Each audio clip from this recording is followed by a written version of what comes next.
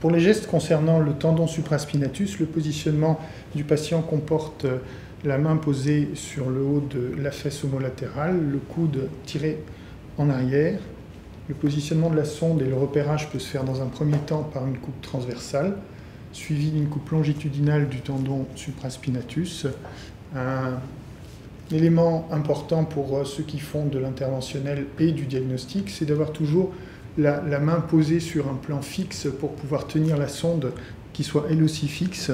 Et ensuite, le positionnement de l'aiguille se fait au point d'entrée avec une balistique qui est longitudinale par rapport au plan de la sonde et qui va viser la zone pathologique, soit une tendinopathie superficielle du tendon dans sa zone proximale ou dans sa zone distale près de l'anthèse sur le tubercule majeur, ou une calcification si elle est présente, cette calcification pouvant faire l'objet soit d'une infiltration simple, soit d'une trituration-lavage.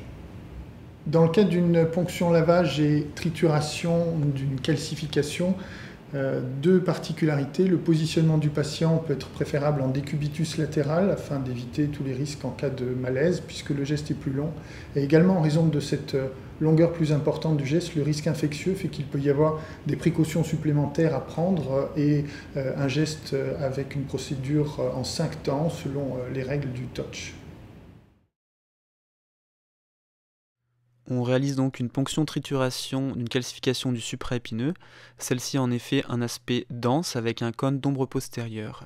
L'aiguille vient au contact de celle-ci, puis réalise des mouvements de va-et-vient dans un but de disloquer la calcification. Il faut bien faire attention de ne pas trop léser le tendon. Pour cette calcification, l'aspect est plus mou avec l'absence de cône d'ombre postérieure. L'aiguille vient au sein de celle-ci.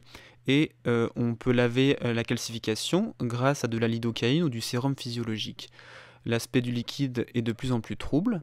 En fin de procédure, on peut réaliser une infiltration de corticoïdes.